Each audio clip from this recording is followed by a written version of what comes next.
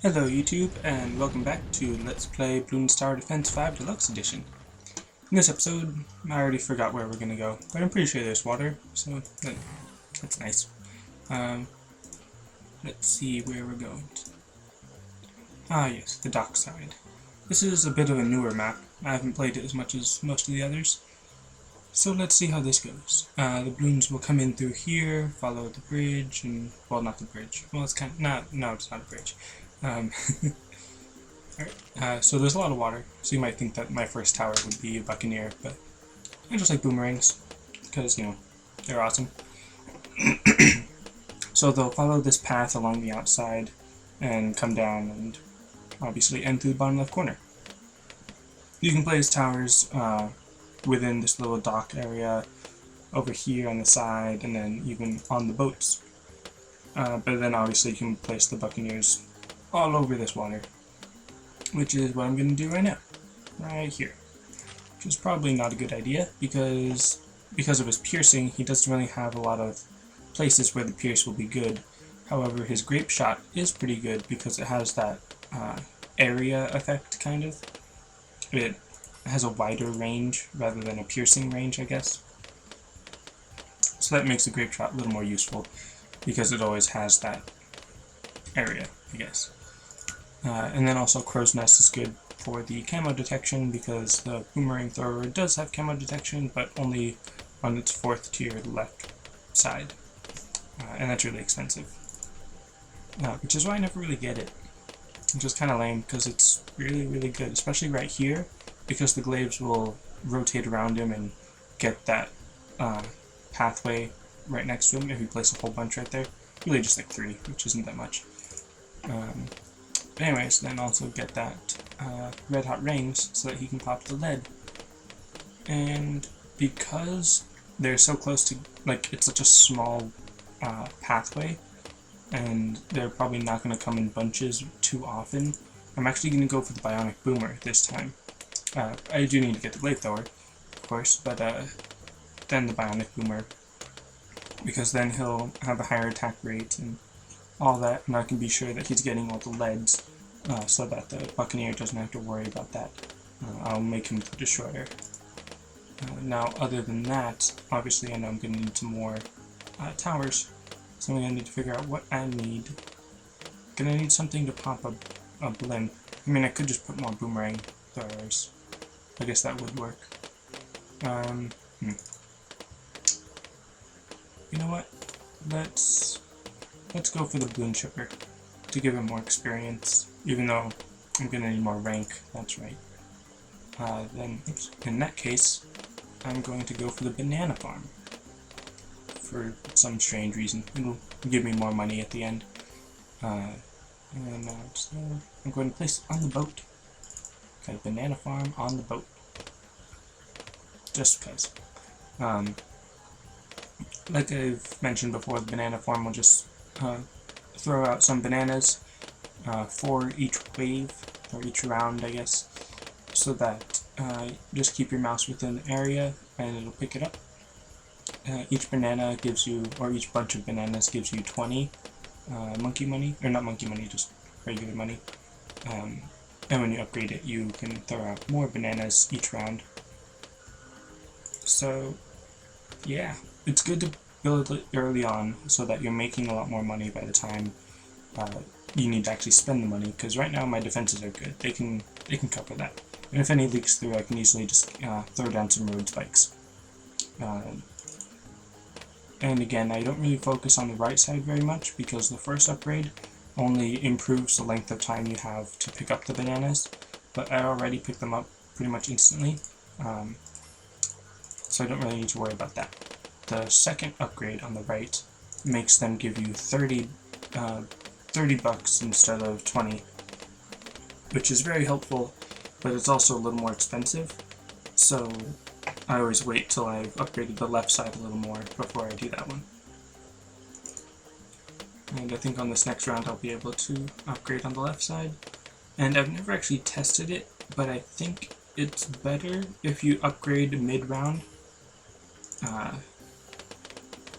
I don't remember testing it.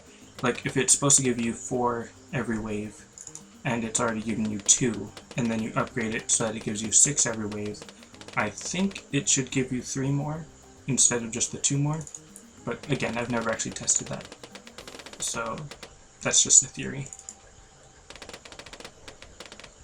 Now I know the right side upgrade I think is 4,000 for the second tier, which is why I'm still not spending anything on that side, because I want to make sure that I get this 2,720 upgrade on the left side so that I'm making a whole lot more money, because I think it's 25 bananas each round, going from 13, so that's almost doubling the amount of money I'm getting from this thing. And it'd be nice if instead of the pop count in the bottom left, if it told you like how much money you've made. That's just something interesting to keep track of. Okay, 3,400, so not quite as expensive as I was thinking, because I was thinking more on like medium or hard, because those the harder difficulties increase the amount of money everything costs, I guess. And just to mention real quick, something that I said in the special video that I did with the Glaive Lords, I said that the ZOMG only comes on the very hard mode, but there is no very hard mode, it was just hard mode. I don't know what I was thinking. I put a little annotation, just in case you missed it or something.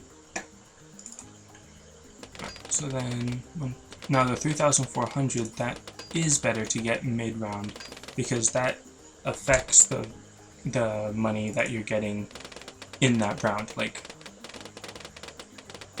even if the left side upgrades that increase the amount of money that it's giving you, I guess. Well, okay, start over.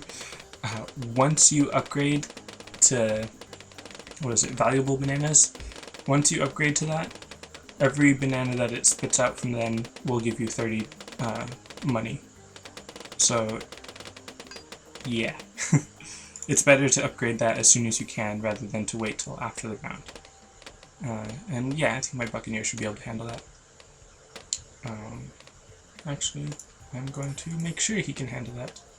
And that was kind of bad because that stalled his attack range, or his attack rate a little bit. But now he should be good. And I guess I'll upgrade him for his turbocharge, just to help a little bit with the what's called blimp. Alright, so as you can see here, I do need a little more experience to unlock the right side, but I never really use the right side anyways, and I need to rank up for the left side, so I'm not going to put down any more banana farms. But I think I am going to use some balloon chippers. Actually, no, never mind. I already decided against that. Alright, Monkey Bank generates 450 cash each round, which gets stored. Earn 10% interest each round and holds up to 5,000 cash. Withdraw this cash at any time. It's a very interesting system. It pays off more in the long run than the short run.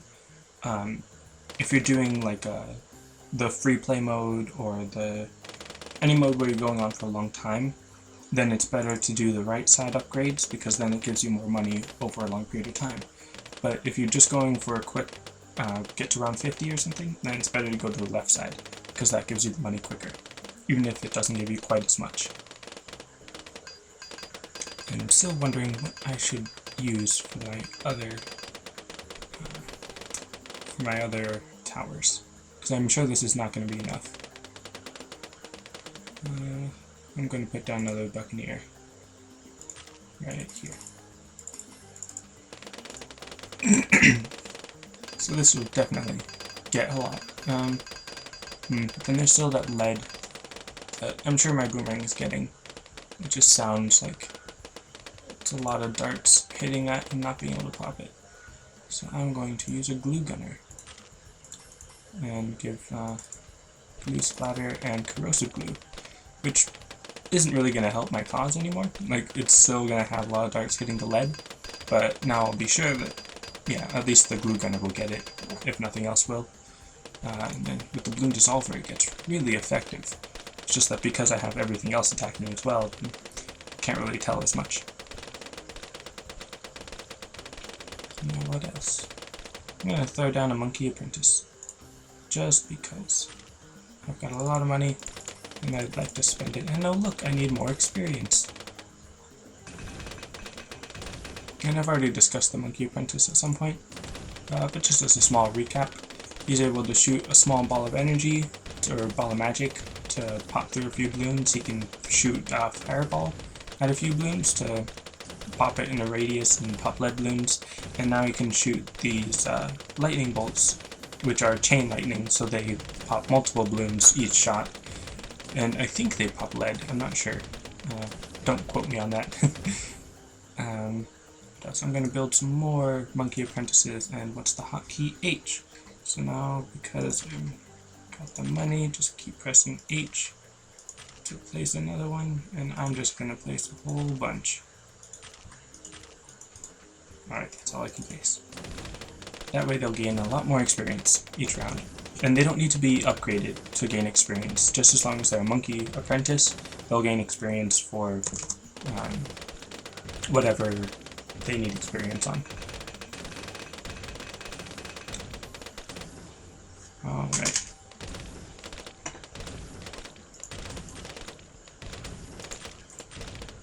Just gonna build a few more during the round, so that's not just wasting time. And I always have to keep coming back to this to make sure that I'm still collecting that money. And I'm sure now with all of these Monkey Apprentices, if anything slips out, they got it. Even if they're not upgraded, having that many is very effective. And oh look, it's round 45. Which means that the Moab is coming next. And the Glue Gunner, I really like the Glue Gunner, because it's really effective against balloons, but it just doesn't do anything to the blimps, which is, it's kind of lame. It'd be cool if its highest, what's it called, left side 4th tier allowed it to pop balloons or something. I mean blimps. It can already pop balloons, but if it could pop blimps, then that'd be pretty cool. Alright.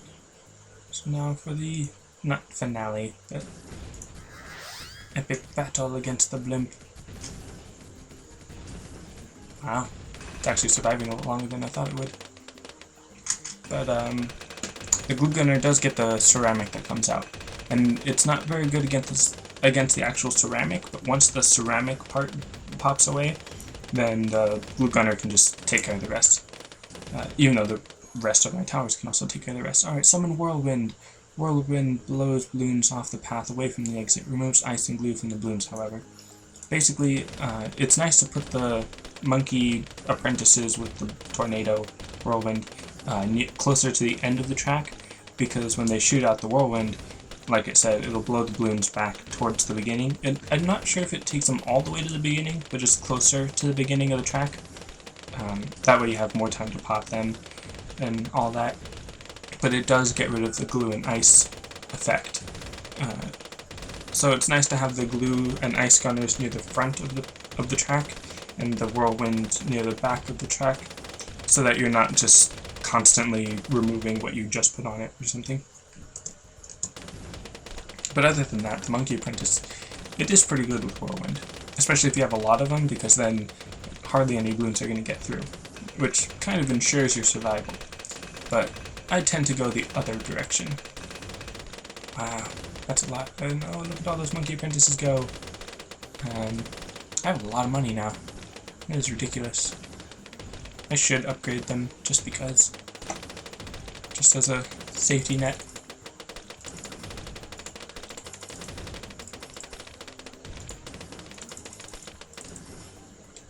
So much money. It's ridiculous. And I think I can upgrade one more. Oh. Alright. Well, in just a couple seconds I'll be able to upgrade him to the Monkey Sense, which doesn't really make much of a difference because there's not much that are going to get through that. And I should have used... yeah, see, look at that. The Whirlwind comes in to save the day. Which means I don't even need to do anything else. My Whirlwind should be able to pop everything. I'm just going to use the Turbocharge just to help it out a little bit.